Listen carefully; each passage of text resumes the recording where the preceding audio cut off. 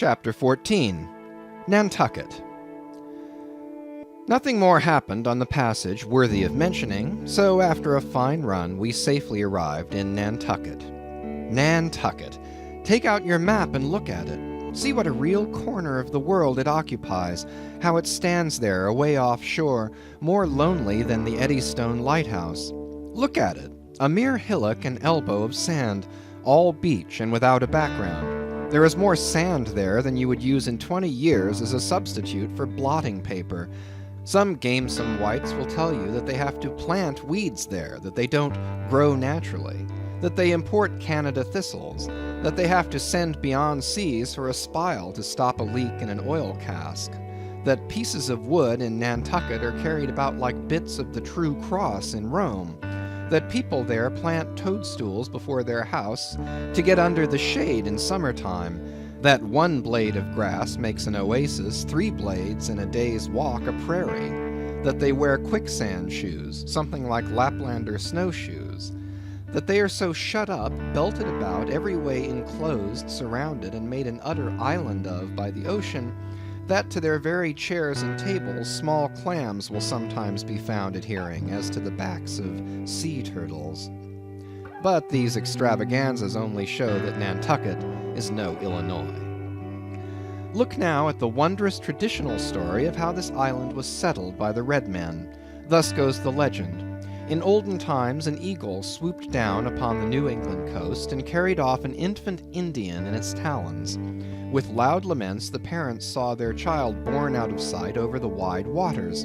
They resolved to follow in the same direction. Setting out in their canoes after a perilous passage, they discovered the island, and there they found an empty ivory casket, the poor little Indian's skeleton.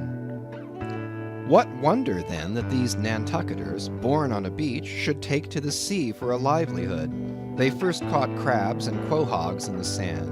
Grown bolder, they waded out with nets for mackerel. More experienced, they pushed off in boats and captured cod, and at last, launching a navy of great ships on the sea, explored this watery world, put an incessant belt of circumnavigations round it, peeped in at Bering's Straits, and in all seasons and all oceans declared everlasting war with the mightiest animated mass that has survived the flood, most monstrous and most mountainous, that Himalayan salt sea mastodon, clothed with such portentousness of unconscious power that his very panics are more to be dreaded than his most fearless and malicious assaults.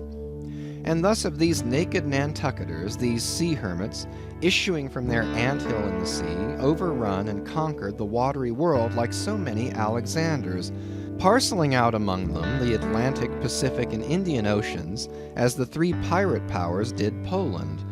Let America add Mexico to Texas and pile Cuba upon Canada. Let the English overswarm all India and hang out their blazing banner from the sun. 2/3 of this terraqueous globe are the Nantucketers. For the sea is his. He owns it, as emperors own empires, other seamen having but a right of way through it. Merchant ships are but extension bridges, armed ones but floating forts. Even pirates and privateers, though following the sea as highwaymen the road, they but plunder other ships, other fragments of the land like themselves, without seeking to draw their living from the bottomless deep itself. The Nantucketer, he alone resides and riots on the sea. He alone, in Bible language, goes down to it in ships, to and fro plowing it as his own special plantation. There is his home. There lies his business, which a Noah's flood would not interrupt, though it overwhelmed all the millions in China. He lives on the sea as prairie cocks in the prairie.